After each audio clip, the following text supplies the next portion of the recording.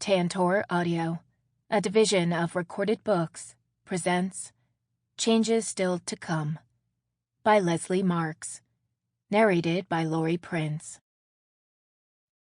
Call it a clan, call it a network, call it a tribe, call it a family. Whatever you call it, whoever you are, you need one. Jane Howard.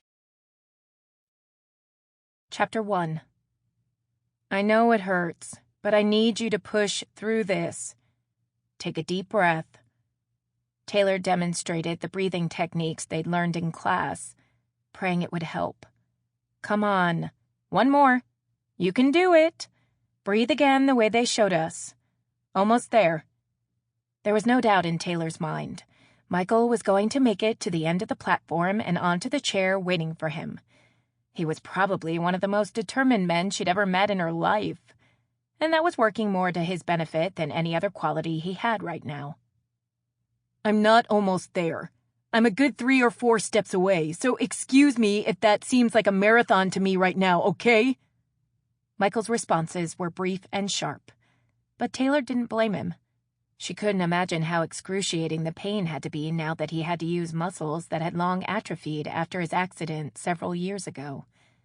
Even though his muscles were being pulled, stretched, and tested to their limits every day, Michael pushed himself to keep going. They decided quickly that neither Greg nor Kaitlyn were suited to be his walking coach.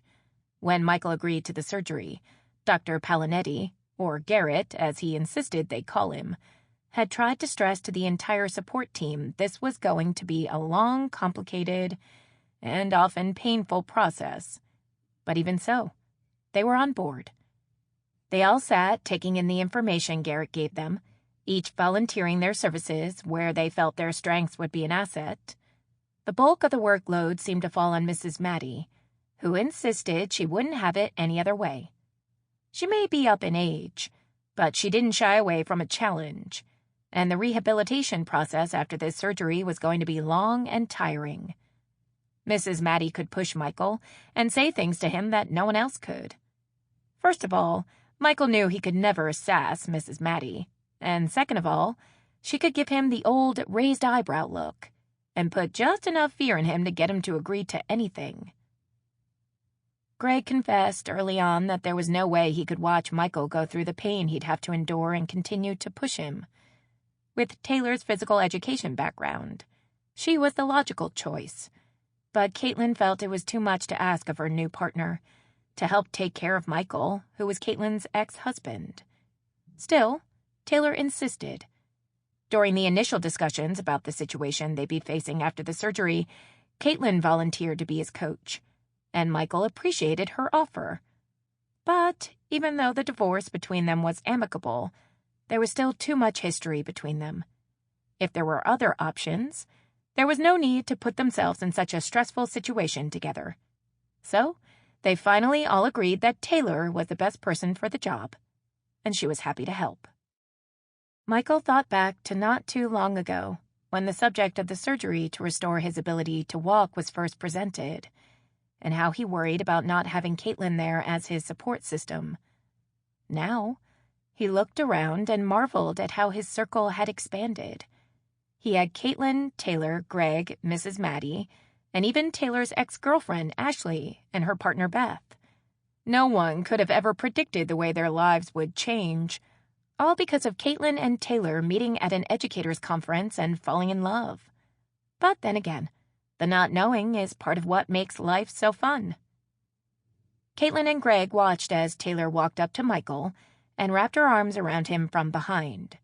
She hooked her arms underneath his armpits and clasped her hands in front of his chest.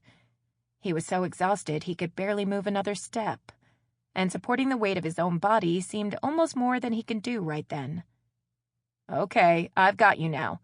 Take a breath and let me support you until you get your strength back, and we'll do this again until you finish, Taylor told him. His entire body went limp, as if he were a wilting flower. He was sweat-drenched from head to toe, and his muscles were trembling from fatigue. But, to stay on track for the rehab schedule, Michael had to finish this part of his therapy by Sunday, and it was already Thursday. Taylor knew it would take some extra encouragement, but he could do it. He just had to take those final few steps, or he couldn't advance to the next stage of his therapy, which was unassisted walking. Taylor was going to push him and push him hard. He may be ready to kill her right now, but he'd thank her for her persistence one day. "Ready now?" Taylor asked after she'd let him break long enough to build up more steam. "No, but I'm guessing you aren't going to let me get by with that, are you?"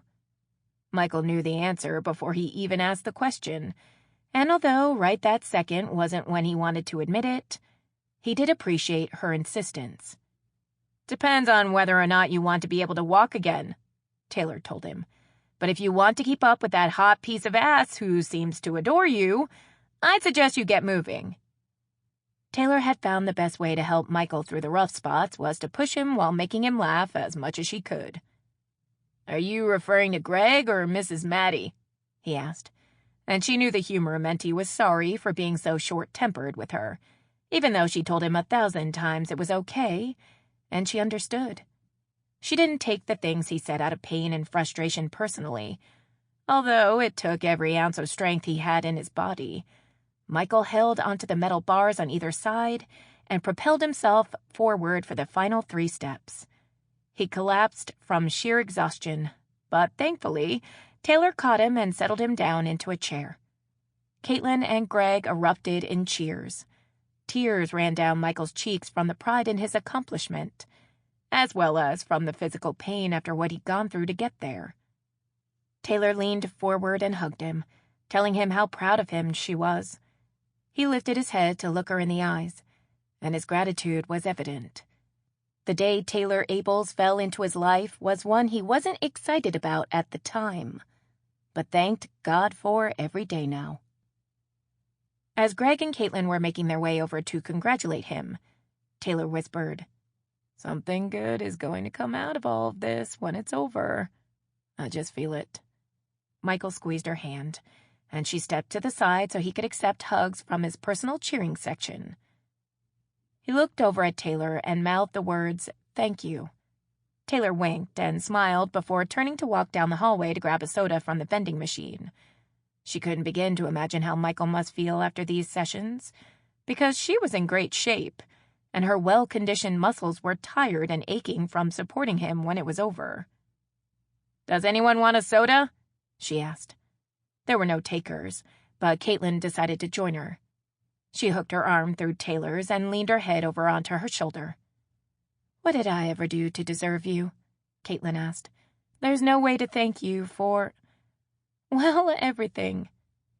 Kaitlyn wondered 1,000,000 times how she ever had the stroke of good luck to have Taylor fall into her life.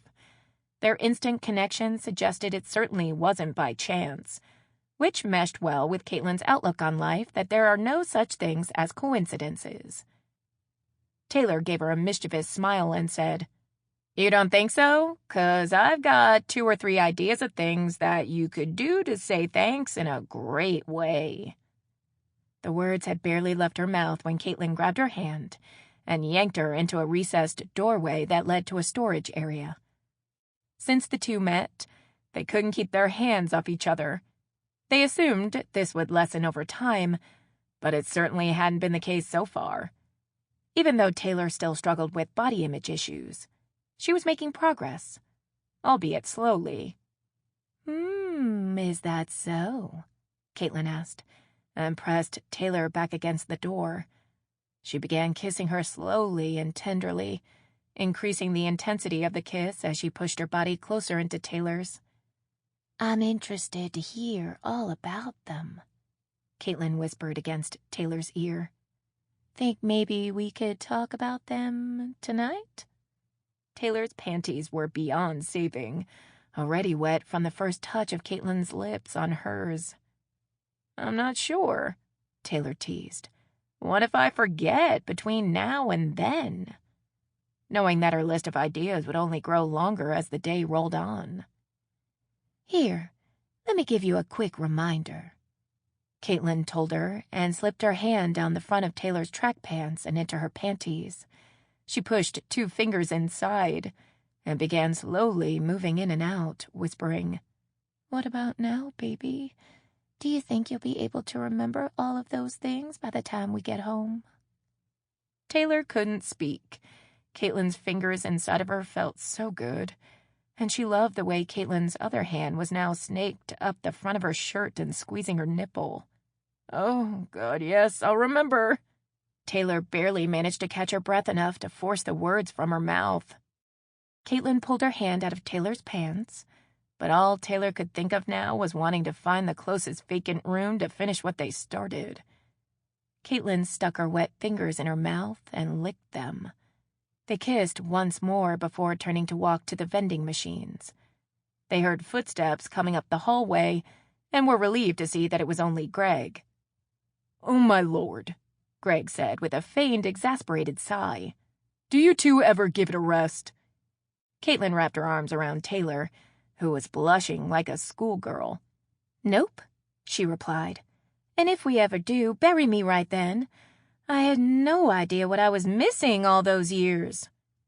The three of them continued down the hallway toward the vending machine, and as they passed the restroom, Greg suggested they take a pit stop.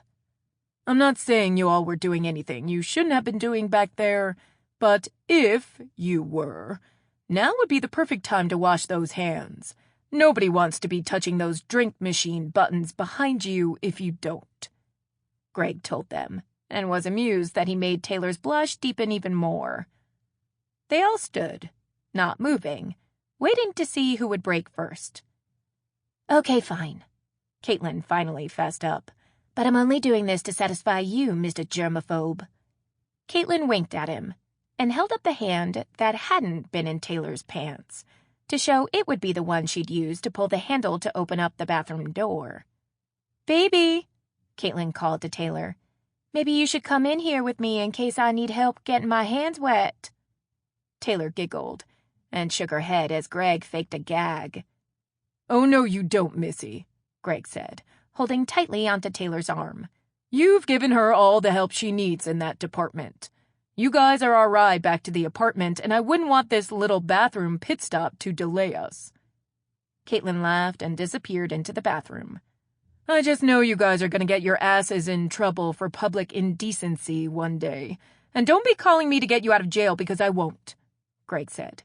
"Yes, you will," Taylor replied. "Whether or not you want to admit it, you adore us just like we adore you." "Okay, I will. But I will not let any of you in my Mercedes until you both wash your damn hands," Greg said with an eye roll and a sideways smirk. He was a big talker, but he'd give anyone he loved the shirt off his back if they needed it. "Fair enough," Taylor answered and held out her hand to shake. "Oh, no, ma'am," Greg quickly replied. "I don't know where that thing has been." Kaitlyn exited the bathroom, wiping her hands off with a paper towel, and caught the last part of the exchange between them. "It's safe now, Greg," Kaitlyn innocently promised. "But after we get back to the apartment, all bets are off." "Kill me now," he said with a smile as they continued down the hallway. Chapter 2. For a long time, Greg wasn't a great topic of conversation for Kaitlyn.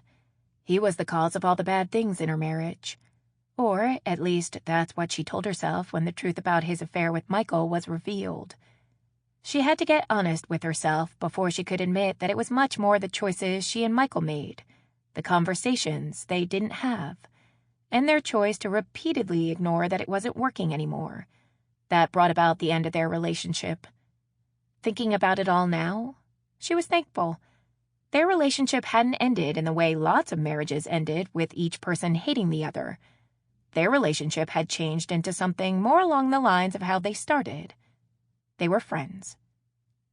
Kaitlyn knew it had been hard for Michael when she met Taylor. He liked Taylor, but seeing Kaitlyn with her and watching her life transition from her world revolving around him to watching her fall in love and build a life with someone else was one of the hardest things he'd ever done.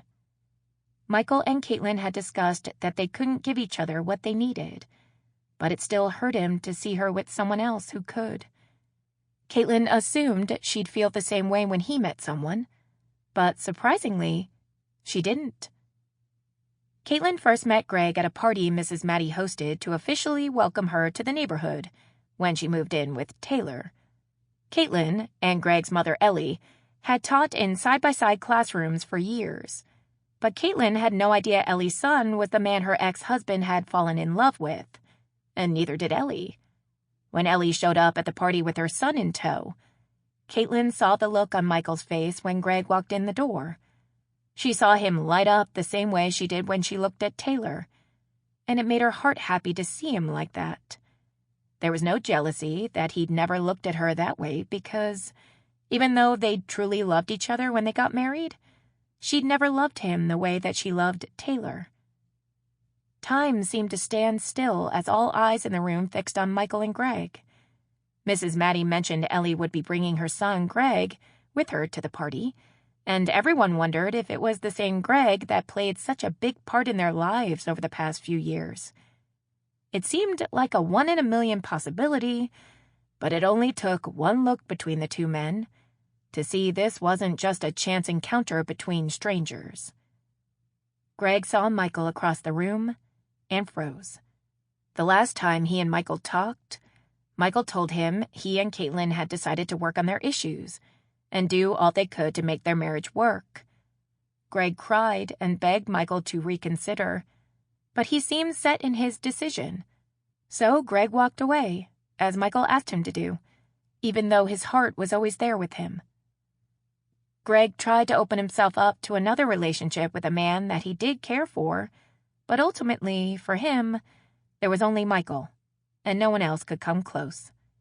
So he and his partner ended it, and Greg resigned himself to the likelihood he would probably grow old alone. Walking into the party that night and seeing Michael across the room seemed more than his mind could process. Taylor saw the confused and uncomfortable look on Greg's face, so she walked over and introduced herself to welcome him to the party.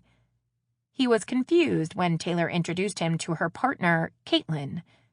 He wondered if it were possible this Kaitlyn was the same woman Michael had chosen over him. She was incredibly beautiful and kind, welcoming Greg to the party as if she'd known him her whole life. If he thought Michael was truly straight, he could understand his choice. But the Michael he knew was most definitely not straight. Greg watched him interacting with everyone and quickly realized Michael wasn't just sitting down for the sake of taking a rest. He was in a wheelchair. Although it surprised him, suddenly all of it finally made sense, too. The refusal to even meet and talk after having no communication for such a long time, and the way Michael abruptly ceased all conversation. It all came together now. The sudden absence with no contact would have been when Michael was in the hospital, and the refusal to see him would be because of the wheelchair. Greg knew that there would have been no way that Michael could have kept this from him if they continued to talk. Now, his heart ached for Michael in a way it never had before. Why wouldn't he have just told me? Greg thought. Surely he didn't think I was so shallow that something like a wheelchair would have made any difference to me whatsoever. Greg felt confused, mad, and hurt. A whole myriad of emotions coursed through him, and he felt like he needed to get out of there. He made his apologies to his mother, saying he would explain later, but he had to go. Ellie was also confused, but handed him her keys when he told her he just needed some time to think. She offered to leave with him, but he urged her to stay, explaining he needed a few minutes to himself. He stepped outside of the fence that surrounded the pavilion and leaned against one of the large wooden columns out front that held the sign displaying the property rules.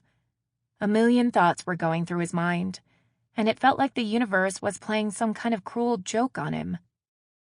So, are you trying to make sure that post doesn't go anywhere? Or trying to get away from me? Michael asked. Just hearing his voice brought so many emotions to the surface for Greg. He didn't know if he wanted to hug him or punch him or maybe both. He didn't turn around to look at Michael because he knew his emotions would get the best of him if he did. He steadied his breathing and looked out into the night sky. The whole situation would have been so much easier if he could force himself to think of the pain he'd felt when Michael left. but all he could think about was the time they sat out on the dock down by the lake and watched for falling stars. It was such a cliché kind of date, but they'd had a good time, laughing and talking about everything from their childhood to professional baseball, which Greg knew almost nothing about. Conversation always came so naturally between them, which only compounded his confusion when Michael refused to talk to him anymore. There hadn't been any argument or disagreement of any sort. It was just over one day, and Greg was left to wonder why. Finally, after all this time, he knew. Based on the way that Michael chose to end things with Greg, it appeared that Taylor's ex-girlfriend Ashley subscribed to the same theory of how to end a relationship. "You could have told me, about the wheelchair," Greg said, so quietly Michael had to move closer just to hear him. "I wouldn't have walked away if I'd known." "I know," Michael admitted. "That's why I didn't tell you." Greg was even more confused now. He thought seeing Michael in the wheelchair explained everything. But as he was trying to process what was going on, Michael was telling him he didn't withhold the truth from him because he thought he'd leave him. So he was back to square one with trying to figure out where things went so wrong. "What the hell then, Michael?" he asked. "What excuse do you have for just disappearing from my life with no explanation at all, and leaving me to try to figure out what I'd done wrong? For someone who said he loved me, that was the part that hurt me the most. I just wanted to know what I'd done to drive you away." Michael was quiet for a few seconds, and he tried to compose his thoughts in a way he could explain, so that it would make sense to Greg. "I walked away because I knew you wouldn't. I couldn't ask you to make that kind of sacrifice for me, especially while I was still married to Kaitlyn and trying to figure all of that out, too. Trust me, Greg, I'm not the man I used to be. That accident changed the entire world for me, and I felt like the right thing was to let you go. You deserve someone who could give you more." "Thanks for giving me no say whatsoever in that, Michael," Greg answered. From the tone of Greg's voice, Michael knew he was still hurting. He would prefer Greg just to be mad because he would get over that faster. He knew hurting him was a far worse thing. "All I know to say to you now is I am so incredibly sorry for how I handled things." Michael's voice started to shake, but he knew he owed it to Greg to say this to him, to offer some sort of explanation and apology for the mess he made, and left for Greg to deal with. "If I could do things over with again, I'd do them so differently than how I handled them back then. But life doesn't give us do-overs, does it?" Michael prayed Greg's answer would be one that would give him hope, even though he felt it was highly unlikely. "No, I guess it doesn't," Greg answered solemnly. Michael's hopes plummeted, even though he knew he didn't deserve to ask for Greg to forgive him. Every sound around them seemed amplified now, and the laughter from the party seemed to pour from the door each time it opened. It was a stark reminder of the difference in the atmosphere just a few feet away from them. "Well, I guess I better get back to the party. I wouldn't want to seem rude for being out here and ignoring my ex-wife and her new partner now, would I?" Michael said, hoping the irony of his comment was clear. Greg looked up at him, surprised at what he'd said, and waiting for him to continue. "You know what's crazy? I spent all that time trying to hide who I was, and messing up the best relationship to ever happen in my life so I wouldn't have to tell everyone I was gay. Then Kaitlyn comes blazing out of the closet like nobody's business and still ends up being my best friend through it all. She never even slowed down to worry about what anyone would think about her. She essentially gave the whole world a big ol' fuck you if you don't like me, and everyone still loved her exactly the same, maybe even more." Greg was looking at Michael now, and the sight of him could still make his heart skip a beat. He wanted to hate him, or at least be able to stay mad at him, but he had never been good at holding on to anger. "So, that actually is your Kaitlyn that I met earlier? Gorgeous, dark hair, dark skin, looks like a fashion model. That's Kaitlyn, who you chose over me?" Greg asked. "It wasn't that I chose her over you, Greg. Michael tried to explain. "I was married to her. I was now in a wheelchair, for fuck's sake. Greg interrupted with a loud cough to stop Michael from continuing. "I was going to say, I could see why you chose her, because I could almost convince myself to go straight for a woman who looked like that. But you didn't give me time to finish, Mr. Collins."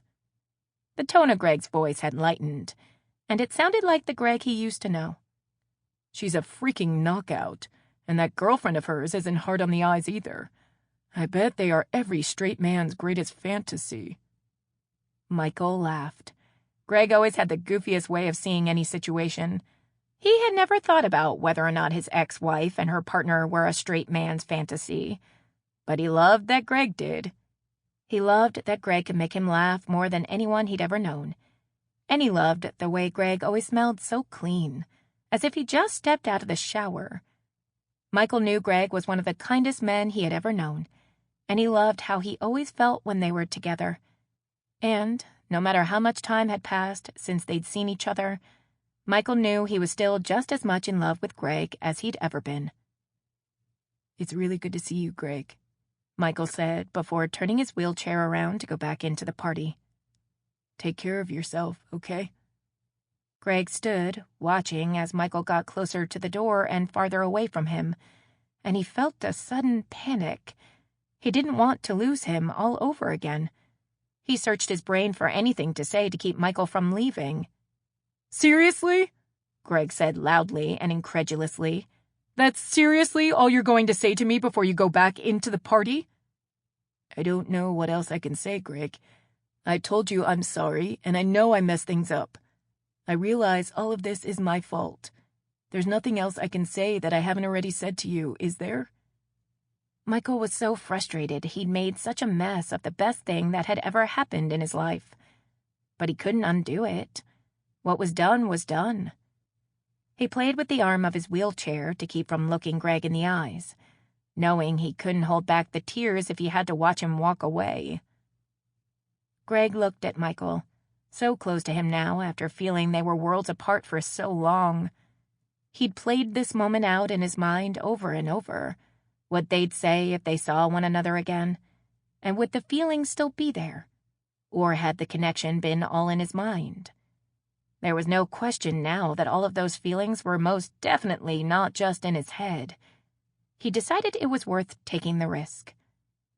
"Well, you could at least say how nice my ass looks in these jeans, and you could tell me you'd give anything in the world to see me again," Greg answered, his voice raised and nervous, causing Michael to look up as the words Greg had spoken registered with him.